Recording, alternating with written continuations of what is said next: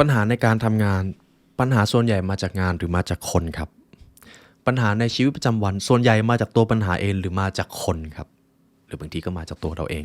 นี่คือหนังสือที่จะแก้ปัญหาในชีวิตของคุณได้มหาศาลเกี่ยวข้องกับเรื่องของคนครับ Executive Power หากวันหนึ่งต้องการประสบความสำเร็จแบบก้าวกระโดดความสำเร็จนั้นจะไปได้ไม่ไกลเกินกว่าความสามารถในเรื่องนี้ครับคนทำไมเรื่องของคนถึงสำคัญเพราะเราเป็นสัตว์สังคมเราต้องพึ่งพาพลังของคนครับรวมไปถึงความสุขและความทุกข์ของเราก็เชื่อมโยงกับสิ่งนี้คำถามก็คือแล้วถ้าเราต้องการเชี่ยวชาญในเรื่องนี้ต้องการสร้างความสำเร็จในทักษะนี้ต้องรู้อะไรบ้างหนังสือเล่มนี้จะให้คำตอบกับทุกท่านครับในเอพิโซดนี้เราจะมาเรียนรู้กับ Executive Power ครับ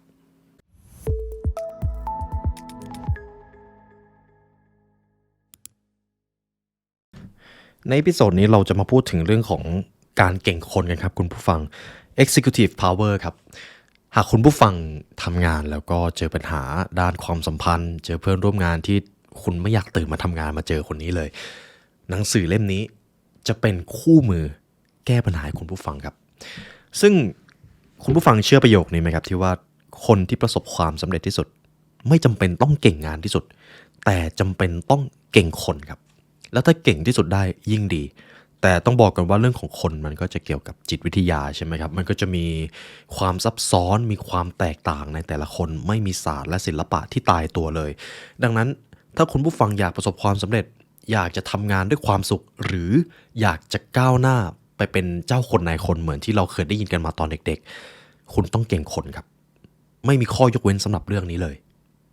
หนังสือเล่มนี้ครับเป็นของคุณเดวิดเจลิเบอร์แมนครับผู้เชี่ยวชาญด้านพฤติกรรมมนุษย์ถ้าคุณผู้ฟังยังจำหนังสือ How to Get People to Do Stuff ได้เป็นผู้เขียนเดียวกันครับเรามาเริ่มที่บทนำของหนังสือเล่มนี้ก่อนสมมติคุณผู้ฟังเป็นคนทำงานรับเงินเดือนเป็นพนักงานประจำนะครับใครมีอิทธิพลต่อความก้าวหน้าของคุณมากที่สุดก็คือผู้บริหารใช่ไหมครับไม่ว่าคุณจะทำงานดีหรือทำงานแย่แต่ถ้าผู้บริหารหรือหัวหน้าของคุณไม่เห็นคุณค่าในงานที่คุณทำคุณจะก้าวหน้าได้ไหมครับแทบจะเป็นไปไม่ได้เลยหรือถ้าคุณผู้ฟังเป็นประธานบริษัทเป็น CEO เป็นเจ้าของธุรกิจใหญ่เลยใคร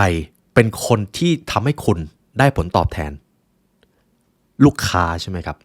ลูกค้าหากคุณทำสินค้าอะไรมาสักอย่างแล้วไม่สามารถทำให้ลูกค้าชอบสิ่งที่คุณทำได้ไม่ว่ามันจะดีขนาดไหนมันจะทำผลตอบแทนให้คุณไหมครับถ้าลูกค้าไม่ซื้อไม่ใช่ไหมครับดังนั้นครับนี่คือเหตุผลว่าทำไมเรื่องของคนมันถึงสำคัญวงเล็บมากๆเรามาเริ่มที่บทที่1กันครับกลวิธีทางจิตวิทยาเพื่อให้ได้มาซึ่งความภักดีที่ไม่เสื่อมคลายวิธีป้องกันไม่ให้สูญเสียความสัมพันธ์ไม่ว่าจะเป็นลูกจ้างหรือลูกค้าหรือแม้แต่ทำให้คนมาชอบคุณลิเบอร์แมนครับเขาบอกว่างานวิจัยจำนวนมากแสดงให้เห็นว่าคุณผู้ฟังทุกคนเราทุกคนสามารถทำให้ทุกคนรอบตัวภักดีต่อเราอย่างไม่มีวันเสื่อมคลายได้โดยอาจจะใช้กลวิธีทางจิตวิทยาที่มันเรียบง่ายหรือบางข้อคุณผู้ฟังก็รู้อยู่แล้วแต่คุณสามารถทำให้ใครก็ตามจงรักภักดีต่อตัวคุณหรือเป้าหมายของคุณได้อย่างรวดเร็วขึ้นอยู่กับความรู้ต่อไปนี้กลวิธีที่1ดึงคนรอบข้างมาเป็นพวกหากคุณรู้สิ่งนี้ทุกคนอยากจะเป็นพวกเดียวกับคุณครับคุณลิเบอร์แมนเขาบอกว่า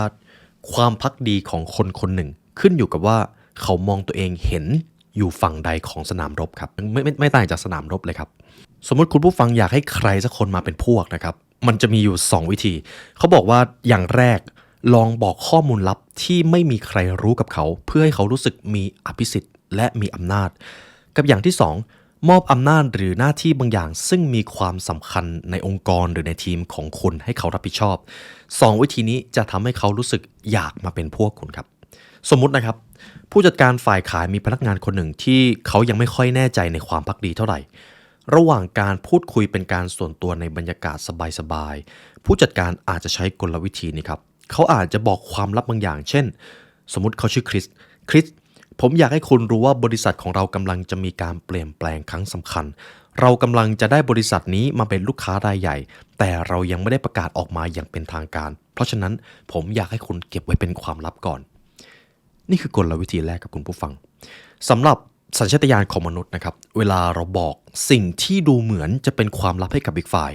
มันจะเป็นอีกหนึ่งในการสร้างความเชื่อใจครับถึงแม้ว่าสิ่งที่คุณพูดมันอาจจะลับจริงหรือไม่ได้ลับจริงแต่ถ้าเอาความเป็นจริงนะครับไม่ต้องลับสุดยอดขนาดนั้นก็ได้แต่สิ่งที่คุณได้ให้อีกฝ่ายไปก็คือความเชื่อใจ trust นั่นเองและอีกฝ่ายก็รู้สึกว่าเหมือนได้มี privilege หรือภาษาไทยแปลว่าอภิสิทธิ์เหมือนเขาจะมีอภิสิทธิ์บางอย่างแล้วเขาก็จะรู้สึกดีกับคุณกับวิธีที่2ครับวิธีที่2ที่เราบอกไปก็คือลองให้เขาทำงานที่มันสำคัญทุกท่านใช่ไหมครับว่าในชีวิตการทำงานคนที่จะรู้สึกท้อแท้หรือเหนื่อยใจเร็วที่สุดคือคนที่ไม่มีงานทำครับในที่ทำงานนะครับ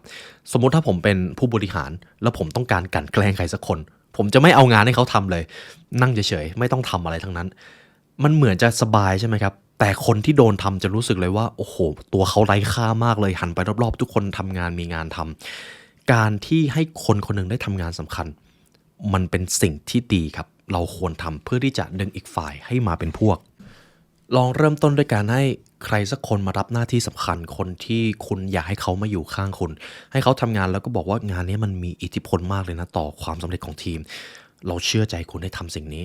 เท่านั้นแหละครับเขาก็จะรู้สึกอยากเป็นพวกคุณแล้วเมื่อกี้ที่ผมพูดไปเป็นกลวิธีที่1ในการสร้างพวกนะครับกลวิธีที่2วิธีเป็นส่วนหนึ่งของความยิ่งใหญ่ผมจะยกตัวอย่างเรื่องของกีฬาครับผู้ชมจะแสดงตัวในลักษณะหนึ่งที่น่าสนใจมากสมมุติถ้าคุณผู้ฟังเป็นนักวิจัยแล้วไปเห็นผู้ชมกำลังนั่งอยู่บนสแตนแล้วก็เชียร์ทีมที่เขาชอบหากทีมที่เขาชอบชนะผู้ชมมักจะพูดว่าเฮ้ยเราชนะแล้วแต่ถ้าทีมที่พวกเขาเชียร์อยู่แพ้คนที่เชียร์ครับเขาจะพูดว่าพวกเขาแพ้แล้วคุณผู้ฟังเห็นความแตกต่างอะไรไหมครับมนุษย์ทุกคนอยากเป็นส่วนหนึ่งของความยิ่งใหญ่ครับแล้วเจ้าความยิ่งใหญ่นั้นอาจจะหมายถึงชัยชนะโอกาสความสำเร็จหรือแม้แต่อิทธิพลที่มันยิ่งใหญ่สุดท้ายแล้วทุกคนอยากอยู่ข้างชนะครับมันเป็นแบบนั้นจริงๆในการกระตุ้นให้ผู้อื่นจงรักภักดีกับคุณต้องทำให้พวกเขามองเห็นความยิ่งใหญ่ในตัวคุณครับคุณลิเบอร์แมนเขาจึงบอกไว้ก่อนว่าวิธีที่จะทำให้ใครบางคนหมดความภักดีกับคุณได้เร็วที่สุดนะครับก็คือการทำให้เขาเห็นว่าคุณเป็นคนไม่ซื่อสัตย์หรือไว้ใจไม่ได้ครับถึงแม้คนคนนั้นอาจจะไม่ชอบในสิ่งที่คุณจำเป็นต้องพูดแต่ความจริงใจของคุณจะพิสูจน์ทุกอย่างพยายามอย่าสูญเสียความซื่อสัตย์โดยเด็ดขาดครับเพราะไม่ฉะนั้นคุณจะมีบางอย่างที่ราคามันแพงมากแล้วมันอาจจะกู้คืนกลับมาไม่ได้เลยเขาจึงแนะนำว่าคุณสามารถทำให้ผู้อื่นภักดีต่อคุณอย่างเหนียวแน่นได้ครับแสดงให้เห็นว่าคุณเป็นคนทำในสิ่งที่ถูกต้องคุณเลือกคุณธรรมมาก่อนการฉ้อโกงหรือผลประโยชน์ที่มันไม่ได้มาอย่างถูกต้องดังนั้นจงทำทุกอย่างด้วยความจริงใจครับอย่าปิดเบือนความจริงแล้วคุณลักษณะที่ยอดเยี่ยมของคุณจะส่องเปล่งประกายคุณจะกลายเป็นคนที่ได้รับความภักดีกับผู้อื่นครับคุณธรรมและความซื่อสัตย์ต่อไปครับเรามาที่ส่วนที่2ส่วนนี้สำคัญมากนะครับคุณผู้ฟังเคยอยู่ในองค์กรแล้วเกิดทำบางสิ่งผิดพลาดแล้วคุณเนี่ยโดนตำหนิหนักมากเลยชื่อเสียงคุณเสียเลยหรือคุณเป็นเจ้าของธุรกิจแล้วคุณเผลอทำบางอย่างให้ลูกค้าเนี่ยตำหนิแล้วชื่อเสียงคุณก็ด่างพร้อยเลย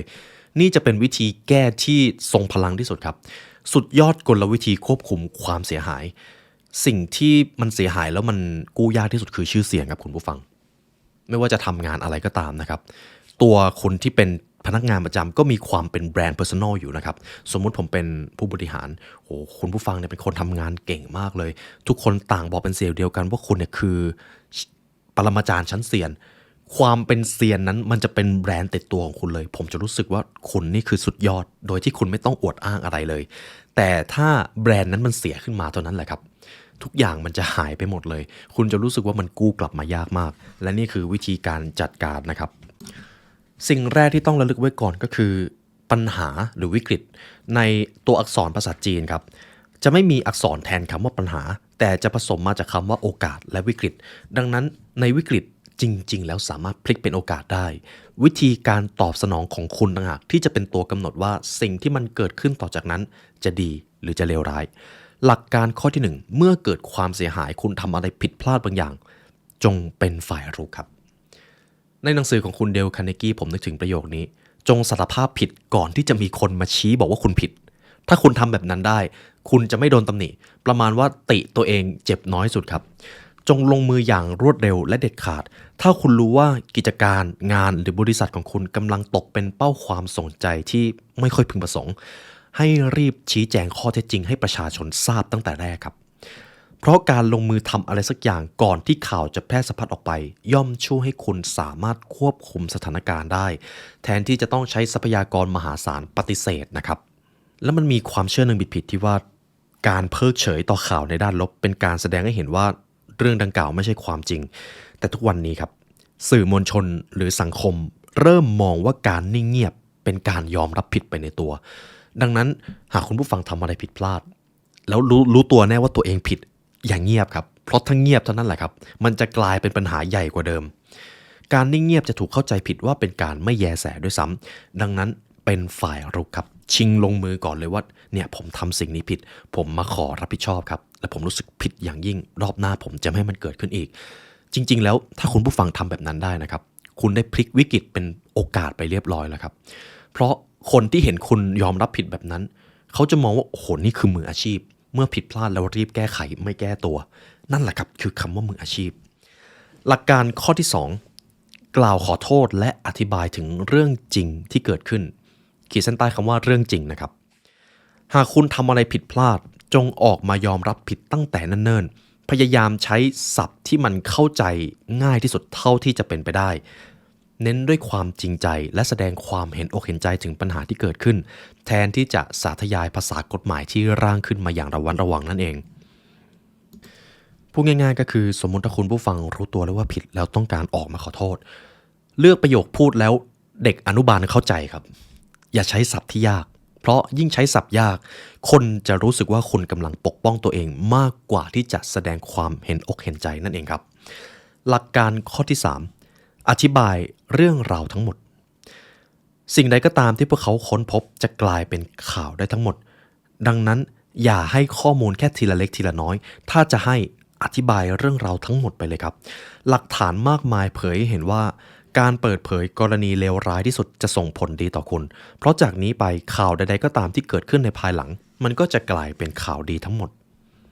ผมจะมีเคสสตั๊ดดี้หนึ่งนะครับกรณีสายการบินแอร์ฟรานซ์กับยางบริสโตนครับเรื่องราวหนึ่งในประวัติศาสตร์ที่ผ่านมานะครับเหตุการณ์ใดๆก็ตามที่เกี่ยวข้องกับหายนะอุบัติเหตุมันย่อมเป็นเรื่องใหญ่มันย่อมเป็นข่าวในช่วงฤดูร้อนของปี 2000 ครับบริษัทยักษ์ใหญ่ทั้งสองได้เผชิญกับวิกฤตครั้งใหญ่มากครับแล้วมันจะสั่นคลอนชื่อเสียงอย่างรุนแรงตรงนี้จะเป็นจุดเลยว่าการตอบสนองจะพลิกจากโอกาสเป็นวิกฤตได้หรือไม่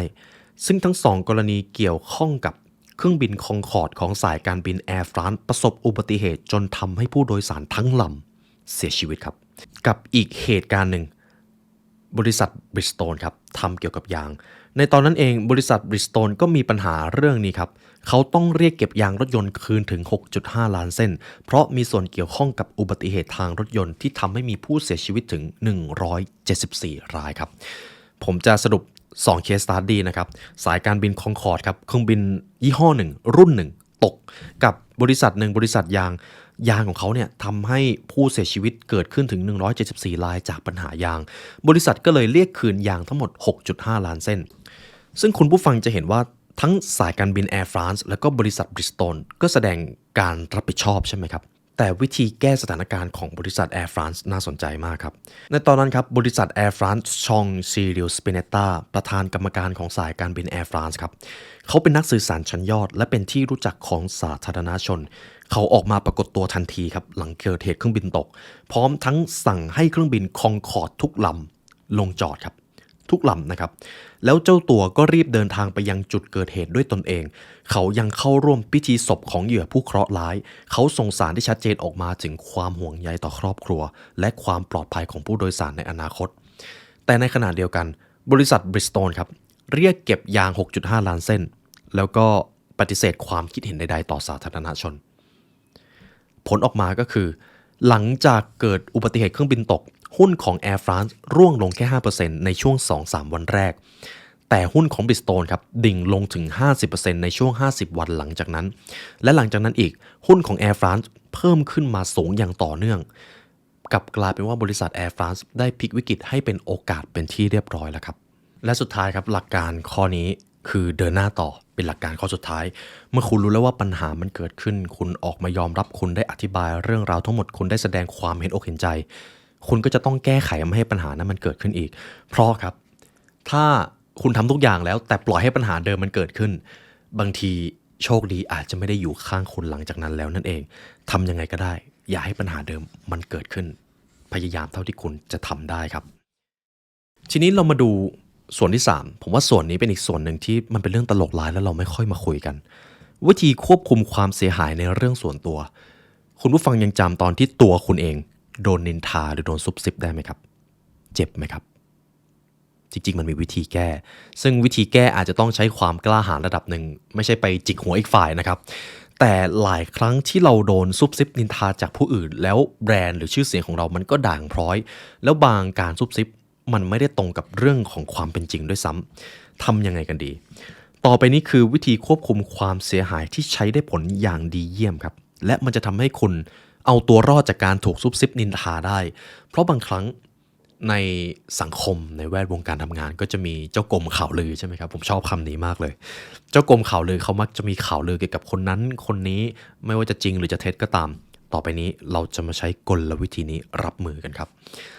กลวิธีที่1เปิดโปงต้นต่อคำว่าเปิดโปงต้นตอในที่นี้นะครับผมจะพูดง่ายๆเลยก็คือสมมติตัวคุณโดนนินทาแล้วคุณรู้แล้วว่าคนที่ปล่อยข่าวลือเนี่ยเป็นใครวิธีแรกที่คุณควรทำก็คือเดินไปบอกเจ้าตัวเลยว่าคุณรู้หรือเปล่าว่าสิ่งที่คุณเอาไปพูดกับคนอื่นมันทำให้ผมเนี่ยเสียหายนะแล้วถ้าคุณยังทำแบบนี้ต่อคุณไม่คิดเหรอว่าผมจะเจอปัญหาคุณไม่เห็นใจผมหน่อยเหรอครับเป็นการเปิดโปงต้นต่อครับตามระบบจิตวิทยาคุณได้บอกอีกฝ่ายให้รู้ตัวแล้วว่าเฮ้ยคุณรู้นะว่าเนี่ย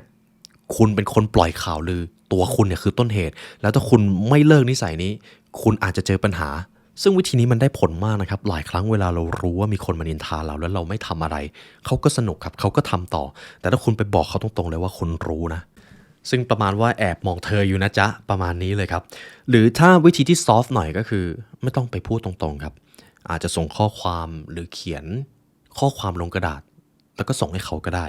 วิธีนี้ก็เป็นอีกวิธีหนึ่งสำหรับมนุษย์ introvert นะครับเราไม่ค่อยอยากจะมีเรื่องกับใครกลวิธีที่2ชำแหละข่าวลือครับสมมุติว่ามีคนมานินทาคุณผู้ฟังยิ่งคุณต่อต้านว่าเอ้ยไม่จริงไม่จริงอีกฝ่ายมักจะยิ่งเชื่อคือมนุษย์เป็นแบบนี้ครับวิธีแก้ก็คือทำยังไงก็ได้ให้เรื่องราวที่โดนนินทามันดูแฟนตาซีมันดูหลุดความเป็นจริงมากไปประมาณว่านอกจากจะยอมรับแล้วยังแต่งเติมแต่งสีตีไข่ให้มันดูหลุดโลกมากยิ่งขึ้นไปอีกพอมันดูไม่เข้าคล้ายความเป็นจริงครับคนก็จะเริ่มไม่เชื่อแล้วข่าวลือนั้นมันก็จะหายไปเองดังนั้นนี่เป็นกลวิธีทางจิตวิทยาที่จะเข้ามาคลี่คลายปัญหานี้แทนที่จะปฏิเสธหรือแก้ตัวจงน้อมรับและแต่งเติมเสริมเรื่องให้พิสดารยิ่งขึ้นยิ่งข่าวลือดูน่าเชื่อถือน้อยลงผู้คนก็จะใส่ใจมันน้อยลงนั่นเองครับกลวิธีที่3อย่าให้อำนาจกับเขาครับสมมติว่าคุณผู้ฟังรู้แล้วว่าคนนี้เขาเป็นคนที่ชอบนินทามากเลยพยายามอย่าสนับสนุนให้เขาได้นินทาคนอื่นเวลาเขามาพูดคุยกับคุณแล้วเขาเล่าถึงการนินทาคุณรีบเปลี่ยนเรื่องเลยหรือคุณก็บอกตรงๆไปเลยว่าการนินทาคนอื่นมันไม่ดีมันจะทำให้คุณเนี่ยเป็นคนที่ดูไม่จริงใจนะนิสัยนี้ควรปรับนะครับก็เป็นอีกวิธีหนึ่งที่ได้ผลครับเพราะหลายครั้งคุณผู้ฟังใช่ไหมครับในที่ทำงานคนที่นินทาแล้วมีคนสนใจยิ่งมีคนสนใจเขาก็จะยิ่งทำครับเพราะเขาเหมือนมีอำนาจเขาเป็นเจ้ากรมข่าวลือนั่นเองอย่าสนับสนุนให้เขามีอำนาจในเรื่องนี้นั่นเองกับวิธีที่4ครับขอให้เขาช่วยครับว่าหลายครั้งเวลาคุณผู้ฟังโดนนินทาแล้วก็รู้สึกโกรธแต่ก็ไม่กล้าแสดงออกมาที่ความโกรธของคุณไม่รู้ว่าคุณจะควรโกรธขนาดไหนพยายามแสดงให้พวกเขาเห็นว่าจริงๆแล้วคุณก็เป็นมนุษย์คนหนึ่งการที่คุณโดนนินทาคุณโดนซุบซิบคุณก็มีความเสียหายคุณไม่จำเป็นต้องเผชิญหน้าแล้วหยิบสิ่งที่เขากำลังทำอยู่ขึ้นมาพูดเพียงแค่ลองขอความช่วยเหลือจากเขาให้ช่วยหยุดได้ไหมความทุกข์ที่ยืดเยื้อมานานจากน้ำมือของบรรดาคนที่ปล่อยข่าวลือมันไม่ดีแล้วมันทำให้คุณเจอปัญหาหยุดนิสัยนี้กันได้ไหมเป็นการขอความช่วยเหลือครับอย่างที่ผมบอกตอนแรกครับมันอาจจะต้องใช้ความกล้าระดับหนึ่งแต่มันย่อมดีกว่าการที่เราจะต้องตกอยู่กับความทุกข์ของการนินทาในเรื่องที่บางครั้งมันก็ไม่ใช่ความจริง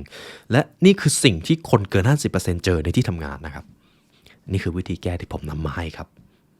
เอาละครับผมพาทุกท่านมาที่ส่วนที่ 4 กลวิธีบำรุงขวัญกำลังใจแบบเต็มสูบเพื่อให้คนทำงานเพื่อนร่วมงานหัวหน้าของคุณทำงานอย่างมีประสิทธิภาพรวมถึงตัวคนเองด้วยทำให้มีแรงจูงใจและมีความสุขโดยที่ไม่ต้องเสียเงินสักบาทครับหากมาพูดถึงเรื่องของงานวิจัยนะครับงานวิจัยจำนวนมากเผยให้เห็นว่าปัจจัยที่จะสร้างความพอใจได้อย่างแท้จริงที่จะทำให้องค์กรหรือคนทำงานมีความสุขเงินมันมีอิทธิพลไม่ถึง 20% ครับในทางตรงกันข้ามจิตวิทยาต่างหากเพียงแค่ใช้หลักจิตวิทยาเล็กๆน้อยๆคุณก็จะสามารถบำรุงขวัญกำลังใจคนโดยไม่ต้องเสียเงินเลยกลวิธีที่ 1 มองหาการมีส่วนร่วมครับคุณผู้ฟังยังจำได้ไหมครับที่ว่าสัญชาตญาณของมนุษย์ล้วนอยากเป็นส่วนหนึ่งของชัยชนะและความยิ่งใหญ่ดังนั้นคนจะยิ่งอยากมีส่วนร่วมมากยิ่งขึ้นหากพวกเขาศรัทธาหรือเชื่อมั่นในสิ่งที่ตัวเองกำลังทำอยู่ครับทีนี้เราก็จะต้องมาตอบเลยว่าสมมติคุณผู้ฟังเปิดบริษัทอยากให้คนมาทำงานคุณจะต้องให้คนทำงานรับรู้ได้ว่าบริษัทเรามีเป้าหมายมีค่านิยมมีวิสัยทัศน์ในเรื่องอะไรเราต้องการแก้ปัญหาอะไรให้กับมนุษยชาติบ้างแล้วพยายามสื่อสารสิ่งนี้ออกไปบ่อยๆครับแรกๆเขาอาจจะยังไม่เชื่อหรอกครับแต่เมื่อถ้าคุณทำในสิ่งที่คุณพูดคุณสื่อสารในสิ่งที่คุณศรัทธาจริงๆคนที่ทำงานในที่แห่งนั้นจะมีขวัญกำลังใจเพิ่มขึ้นแบบมหาศาลโดยที่คุณไม่ต้องใช้เงินสักบาทเลยครับอาจจะใช้เงินจ้างเขาแค่นั้นเองและในขณะเดียวกันทุกคนก็ต้องการที่จะมีส่วนร่วมในที่ที่ตัวเองกำลังอยู่ครับทุกคนต้องการเป็นส่วนหนึ่งของสังคมการเปิดโอกาสให้คนได้แสดงความคิดเห็นอย่างเป็นอิสระภายในองค์กรจึงเป็นปัจจัยสำคัญอย่างยิ่งที่จะกระตุ้นขวัญกำลังใจครับองค์กร A ครับเงินดีสวัสดิการดีงานพอเหมาะพอสมกับเงินเดือนแต่ไม่ให้โอกาสคนในที่ทำงานได้แสดงความคิดเห็นได้แสดงโอกาสในการสร้างฝีมือด้วยการตัดสินใจของตัวเองเลยโอกาส turnover rate หรืออัตราการลาออกของบริษัท A มันจะสูงมากแต่บริษัท B ครับเงินอาจจะไม่ได้เยอะแต่วิสัยทัศน์ชัดผู้นำดีแล้วให้โอกาสทุกคนเนี่ยมีโอกาสได้ตัดสินใจในงานของตัวเองบริษัท B จะมีขวัญกำลังใจที่ยอดเยี่ยมมากกว่าและจะประสบความสำเร็จมากกว่าครับในระยะยาวมันเป็นแบบนั้นเสมอครับเพราะสุดท้ายแล้วทรัพยากรที่สำคัญที่สุดคือคนที่ใช่ในองค์กร the right person นั่นเองถ้าคุณหา the right person มาแล้วการบำรุงขวัญกำลังใจจะไม่ได้เกี่ยวกับเงินซะทีเดียวแล้วครับมันเกี่ยวกับเรื่องของจิตวิทยาการได้มีส่วนร่วมในที่ที่เขากำลังอยู่นั่นเองกลวิธีที่ 2การเข้าสังคมการชื่นชมและการยอมรับ3คำนี้ตรงตัวครับการเข้าสังคมก็คือพยายามให้คนในที่แห่งนั้นมีปฏิสัมพันธ์กันบ้างจัดสภาพแวดล้อมให้เขาได้พูดคุยกันอย่าทำงานเหมือนหุ่นยนต์แล้วไม่คุยกันเลยแบบนั้นมันจะเกิดความเฉาครับไม่ว่างานนั้นจะเงินดีขนาดไหนเขาก็จะรู้สึกไม่มีความสุขการชื่นชมจะเกิดขึ้นก็ต่อเมื่อเขาทำอะไรสำเร็จสักอย่างแล้วคุณชมเขาแต่บางที่มีนะครับไม่มีชมตำหนิอย่างเดียวซึ่งมันไม่ดีแน่ๆการชื่นชมหมายถึงยกย่องในสิ่งที่เขาทำและสิ่งที่เขาเป็นการชื่นชมจึงเป็นสิ่งที่สำคัญมากการชื่นชมจริงๆต้องมีศิลปะนะครับบางครั้งชมไม่จริงใจคนดูออกนะครับการชมแบบจริงใจอันนี้ผมไม่รู้จะฝึกยังไงจริงๆมันจะต้องเกิดขึ้นมาจากภายในของคุณ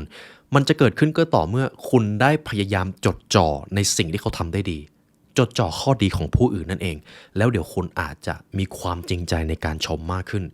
ส่วนการยอมรับครับตรงตัวครับคุณคงไม่อยากอยู่ในสถานที่ที่ไม่มีใครยอมรับในสิ่งที่คุณเป็นเลยคุณจะต้องฝืนเป็นตัวที่ไม่ใช่ตัวของตัวเองมันก็ไม่มีความสุขอยู่ดีการแสดงความยอมรับในเพื่อนมนุษย์การยอมรับซึ่งกันและกันจะทำให้คน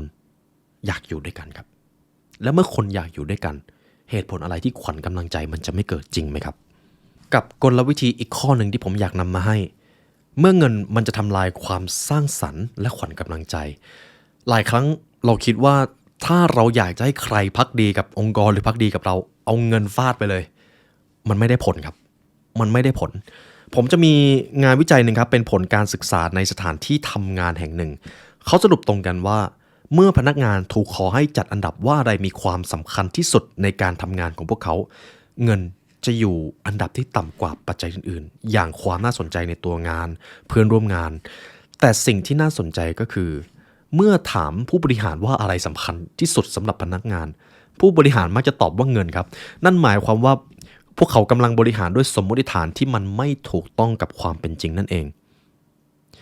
แล้วมีงานวิจัยอย่างน้อย70ชิ้นครับสรุปตรงกันว่าการให้รางวัลมีแนวโน้มที่จะทำให้ความสนใจในตัวงานลดลงจะมีกรณีหนึ่งที่ผมว่าสะท้อนโลกแห่งความเป็นจริงมากเขาทำการวิจัยกับทนายความครับเขาให้ทนายความรับข้อเสนอที่ว่ามาถกหรือมาช่วยคดีให้กับผู้สูงอายุหน่อยแต่เขาไม่มีเงินจ้างทนายความเลยขอจ้างจากอัตราเรทเงินเดือน 30% ของเรทการ์ดของเขาเรทเงินเดือนของเขา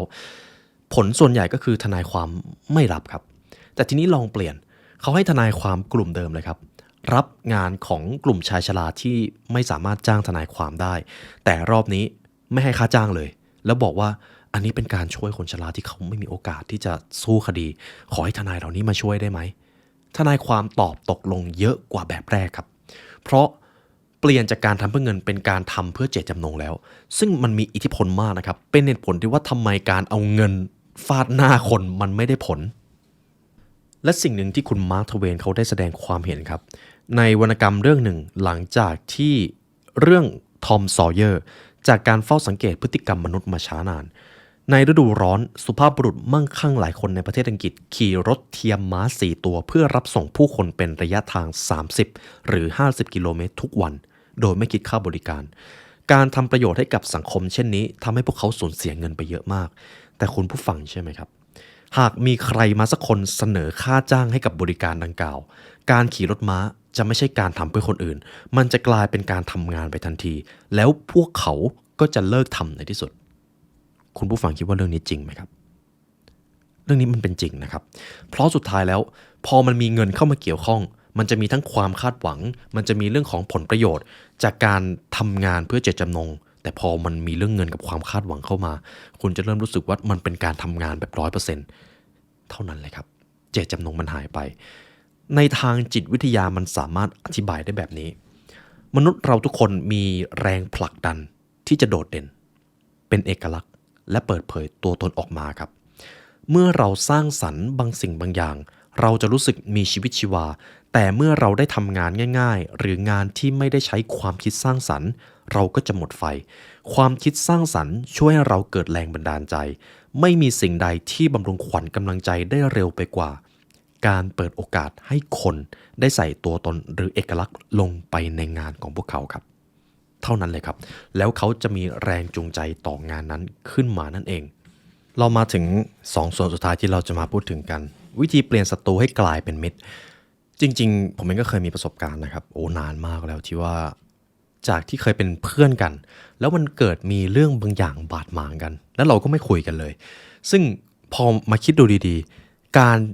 ที่เรายังอยู่ในช่วงเวลาที่เรายังมีปฏิสัมพันธ์ได้พูดคุยกันมันดูมีความหมายมากเลยดังนั้นวิธีนี้จะทำให้คุณผู้ฟังก้าวข้ามเรื่องนี้ครับหากกำลังมีเรื่องบาดหมางกับใครอยู่แล้วรู้ว่ามันไม่คุ้มกันเลยหากจะต้องเสียความสัมพันธ์ไปเพียงเพราะปัญหาบางอย่างต่อไปนี้จะเป็นวิธีเปลี่ยนศัตรูให้กลายเป็นมิตรครับต่อไปนี้จะเป็นกฎง่ายๆ9ข้อในการเปลี่ยนศัตรูให้กลายเป็นมิตรอย่างแรกครับสร้างความรู้สึกที่ดีต่อกันมันฟังดูง่ายๆใช่ไหมครับแต่จริงๆมันมีความซับซ้อนบางอย่างซึ่งมันน่าสนใจมากเคยมีใครบางคนที่ไม่ชอบหน้าแต่กล่าวขบชมคุณหรือเปล่าครับไม่มีใช่ไหมครับแต่ถ้าคนที่คุณไม่ชอบแล้วคุณมารู้ทีหลังว่าคนคนนั้นเขาเคยชมคุณบางอย่างคุณจะเปลี่ยนมุมมองที่มีต่อเขาเลยคุณสามารถนำกฎข้อนี้ไปใช้ได้ครับเวลาเขาทำอะไรสำเร็จลองแอบชมเล็กๆน้อยๆดูบ้างถ้าคุณต้องการสานสัมพันธ์กับเขาหรือวิธีที่คุณไม่ต้องไปพูดตรงๆกับเขาให้นินทาครับนินทาในเรื่องที่ดีเช่นคุณผู้ฟังคุยกับเพื่อนคนหนึ่งแล้วลองพูดถึงคนที่คุณอยากจะสร้างความสัมพันธ์ใหม่ในทางที่ดีเชื่อไหมครับการนินทาในทางที่ดีมันจะไปไวพอๆกับการนินทาที่เป็นเรื่องซุบซิบเลยใช้กฎนี้แหละครับในการสานสัมพันธ์อีกครั้งหนึ่งต่อไปกฎข้อที่2ครับทักทายอีกฝ่ายด้วยความกระตือรือร้นยังไงรอยยิ้มก็สร้างปาฏิหาริย์ได้ครับโดยเฉพาะกับคู่อริของคุณหากคุณต้องการเปลี่ยนศัตรูให้กลายเป็นมิตรแล้วอยู่ดีๆคุณไปยิ้มทักทายเขาคุณคิดว่าเขาจะไม่รู้สึกแปลกหรอครับยังไงเขาก็รู้สึกแปลกและอยากจะเปลี่ยนใจครับมันจะทำให้อีกฝ่าย บรรเทาความรู้สึกขุ่นเคืองใจที่เคยมีอยู่ก่อนรวมถึงความคิดที่ว่าคุณไม่ชอบหน้าเขาด้วยถ้าคุณยิ้มและทักทายอีกฝ่ายอย่างจริงใจมันอาจจะเคินๆนิดนึงนะครับแต่มันได้ผลมากข้อที่3ให้การสนับสนุนถ้าคุณรู้ว่าอีกฝ่ายทำเรื่องผิดพลาดบางอย่างลองให้กำลังใจเขาดูว่าใครๆก็ทำผิดได้ทั้งนั้นเราไม่ควรเอาแต่โทษตัวเองไม่เป็นไรหรอกเอาใหม่แต่ถ้าคุณไปวิพากษ์วิจารณ์ติเตียนเขาจากที่เขาเป็นศัตรูอยู่แล้วเขาจะกลายเป็นคู่คิดคู่แค้นของคุณในทันทีแล้วคุณก็จะไม่มีความสุขลองปกป้องเขาดูครับถ้าเชื่อว่าเขาเป็นฝ่ายถูกและเมื่อเหตุการณ์มันคลี่คลายคุณอาจจะได้เปลี่ยนศัตรูมาเป็นมิตรซึ่งเขาจะเป็นมิตรที่จริงใจมากกฎข้อต่อไปศิลปะในการฟังครับการฟังถือเป็นการให้เกียรติอีกฝ่ายถ้าใครบางคนกำลังคุยกับคุณอยู่แล้วเขาดูแต่คอมพิวเตอร์ดูแต่โทรศัพท์คุณก็จะรู้สึกว่าเขาไม่ให้เกียรติคุณเลยการให้ความสนใจกับคู่สนทนาอย่างเต็มที่เนี่ยแหละครับคือสัญญาณของความนับถือมันเป็นเรื่องเล็กน้อยมากๆก็จริงแต่เรื่องเล็กน้อยแบบนี้เองที่ส่งผลต่อความสัมพันธ์ระหว่างคนสองคนได้ดีมากที่สุดนี่จะเป็นวิธีคร่าวๆที่ผมมาให้กับอีกข้อหนึ่งครับสมมุติว่าถ้าคุณผู้ฟังรู้สึกไม่ชอบใครสักคนลองเปลี่ยนแบบนี้ดูครับแล้วคุณจะมีแต่ความสุขจดจ่อในข้อดีของผู้อื่นครับงานวิจัยจำนวนมากได้พิสูจน์ให้เห็นถึงสิ่งที่สอดคล้องกับประสบการณ์ของพวกเราทุกคนคนคนหนึ่งสามารถสัมผัสได้โดยสัญชาตญาณว่าเราชอบเขาหรือไม่ถึงแม้จะยังไม่ได้คุยกันเลยก็ตามดังนั้นเมื่อคุณกำลังพูดคุยกับใครสักคนจดจ่อความคิดไปที่คุณลักษณะดีๆของอีกฝ่ายเขาจะสัมผัสได้ครับไม่ว่าคุณจะบอกหรือไม่บอกแต่เขาจะสัมผัสได้อันนี้มันจะอิงอยู่กับความเป็นคลื่นกระแสจิตที่คุณส่งไปให้กับอีกฝ่ายคุณผู้ฟังลองคิดดูก็ได้ครับเวลามีใครสักคนเดินเข้ามาในห้องแต่ละคนก็จะมีมูดที่ส่งต่อกับคุณไม่เหมือนกันหัวหน้าบางคนเข้ามาแล้วคุณเกรงเลยโดยที่เขายังไม่ได้พูดอะไรกับคุณด้วยซ้ำกับเพื่อนร่วมงานบางคนเข้ามาแล้วคุณรู้สึกสบายใจมันเป็นแบบนั้นนั่นเองครับต่อไปจะเป็นคู่มือสุดท้ายนะครับที่ผมนำมาให้จากหนังสือเล่มนี้เป็นเรื่องของลูกค้าครับวิธีดึงลูกค้าที่หายไปให้กลับมาไม่ว่าพวกเขาจะทิ้งคุณไปด้วยเหตุผลที่ดีหรือแย่ก็ตาม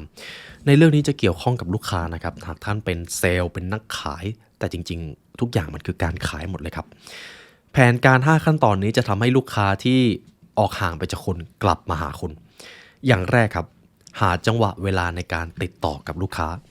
ติดต่อกับคนในช่วงเวลาที่เขาอารมณ์ดีเป็นวิธีหนึ่งที่จะทำให้คุณได้เปรียบ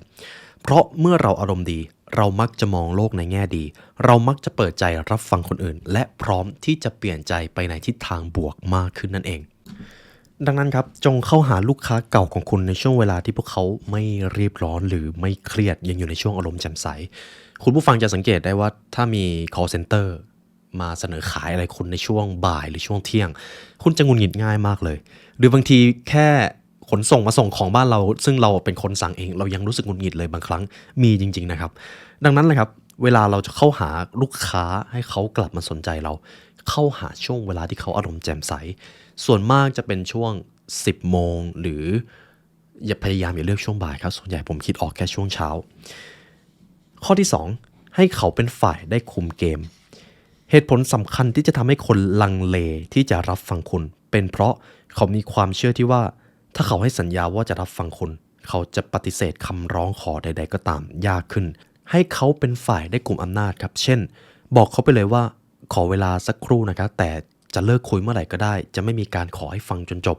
2ครับการสนทนาควรจะเป็นไปอย่างรวดเร็วเรียบง่ายและไม่ยุ่งยากไม่ใช่การพูดคุยที่ลากยาวจนยืดเยื้อหลายครั้งที่พนักงานขายหรือ call center เกือบจะมัดใจลูกค้าได้แล้วแต่พลาดไปจุดเดียวก็คือ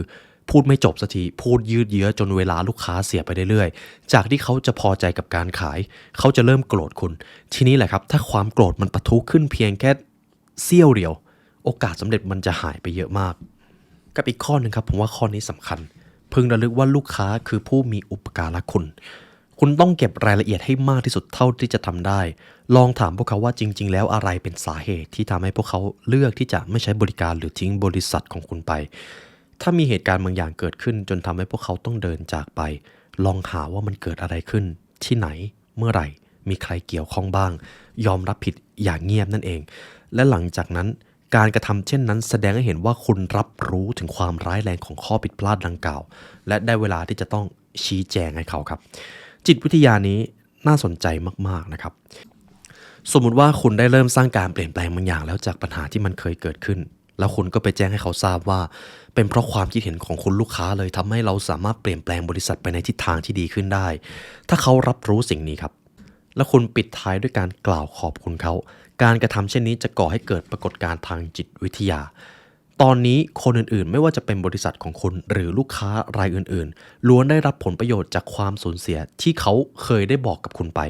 ดังนั้นเขาก็จะถูกกระตุ้นโดยไม่รู้ตัวให้ลงมือทำอะไรสักอย่างหลังจากนั้นลูกค้าคนนั้นเขาก็จะรู้สึกว่ามีอำนาจและเขาก็จะชอบในการให้บริการของคุณนั่นเองกับกลวิธีที่2ครับข้อนี้สำคัญมากสมมุติว่ามีความขัดแย้งระหว่างคุณกับลูกค้าคุณห้ามเป็นฝ่ายถูกแต่คุณจะต้องปิดการขายให้ได้ระลึกไว้เท่านั้นพอครับ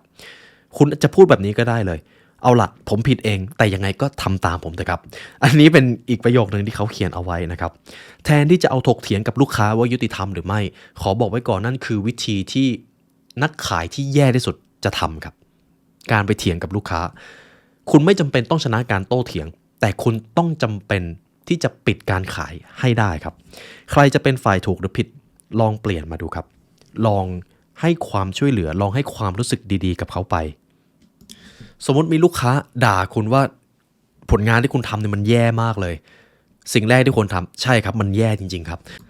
และคุณก็ปิดท้ายด้วยการพูดว่าแล้วคุณลูกค้าพอจะแนะนำได้ไหมครับว่าผมจะเอาไปพัฒนาในทิศทางไหนได้บ้างตอนแรกคุณยอมรับว่าคุณแย่จริงๆแต่คุณเองก็ยอมรับว่าสิ่งที่เขาพูดมันถูกไหนลองแนะนำผมหน่อยแบบนี้แหละครับเขาก็จะรู้สึกว่าคุณเป็นคนที่จริงใจน่าร่วมงานด้วยมากจังเลยคุณผู้ฟังแทบไม่ต้องโน้มน้าวให้เขามาชอบคุณเลยครับคุณแค่ขอความช่วยเหลือกับเขาแล้วก็ยอมรับเห็นตรงกันกับเขาสิ่งนี้แหละครับเพื่อป้องกันไม่ให้เขาดิ้นรนหาอำนาจคุณก็เอาอำนาจให้เขาไปเลยเพราะนั่นคือสิ่งที่บางครั้งคนต้องการมากที่สุดสิ่งนี้เป็นแรงผลักดันทางจิตวิทยาที่ทรงพลังมากนะครับคุณผู้ฟังหากคุณทำงานแล้วมีหัวหน้ามาตำหนิคุณบอกตรงๆเลยครับใช่ครับผลงานนี้ผมทำออกมาได้ไม่ดีจริงๆบอสหรือหัวหน้าพอจะแนะนำผมได้ไหมครับว่าผมจะพัฒนาตรงไหนได้บ้างเชื่อไหมครับเขาจะหายโกรธคุณเลยเขาจะเห็นใจคุณแทนอย่างน้อยคุณก็ยอมรับและคุณก็พร้อมที่จะแก้ไขและที่สำคัญคือคุณดูเป็นมืออาชีพด้วยนั่นเองครับและบทเรียนนี้ก็เป็นส่วนหนึ่งจากหนังสือ Executive Power ที่ผมสรุปมาให้คุณผู้ฟังนะครับคิดจะเป็นนายคนต้องเก่งคนผมว่าเพียงเท่านี้ที่ผมพูดมาก็ทำให้ท่านมีจิตวิทยาชั้นเชิงในการรับมือกับคนมากขึ้นแล้วเพราะสุดท้ายแล้วในโลกการทำงานและความสำเร็จสิ่งที่มันทรงพลังมากที่สุดคือพลังของคนครับถ้าคุณใช้พลังนี้ไม่เป็นคุณจะเสียเปรียบกับคนที่ใช้เป็นมากและตอนนี้ทุกท่านใช้เป็นแล้วครับและเช่นเคยครับหากทุกท่านฟังมาถึงตรงนี้แล้วอยากใช้เวลาเรียนรู้กับพวกเรา The Library ให้ลึกซึ้งกว่านี้คุณผู้ฟังสามารถเรียนรู้ได้ผ่าน Premium Content นะครับ www.thelibrarylearn.com ความรู้ใน Premium Content ครับเป็นความรู้พิเศษที่เราไม่ได้ทำออกมาในสื่อสาธารณะทั้งตำราความสำเร็จการพัฒนาตัวเองการบริหารหรือแม้แต่ตำราศาสตร์มืดบางตัวที่ผมไม่สามารถเอามาพูดในที่สาธารณะได้จริงๆครับบางข้อมันเป็นจิตวิทยาชั้นลึกมากผมเลยเอาไปทำไว้ใน Premium Content เพื่อที่จะคัดกรองสุดยอดชาวเลิร์นเนอร์อย่างทุกท่านและในวันนี้ครับหากทุกท่านฟังมาถึงตรงนี้ตัวผมรู้สึกยินดีและเป็นเกียรติอย่างยิ่งที่เรามีโอกาสได้มาเรียนรู้ด้วยกันในวันนี้ได้เวลาสมควรแล้วครับเดี๋ยวผมจะแนบคลิปหนังสือถัดไปที่จะคล้ายๆกับเรื่องของคนเพื่อที่ว่าเผื่อทุกท่านอยากเรียนรู้เรื่องของคนมากขึ้นเดี๋ยวผมจะแนบคลิปถัดไปไว้ให้นะครับในวันนี้ได้เวลาสมควรแล้วครับทีมงาน The Library Learn และตัวผมไลออนยุวศิลป์ขอลาไปก่อนขอให้วันนี้เป็นวันที่ดีของทุกท่านนะครับสวัสดีครับ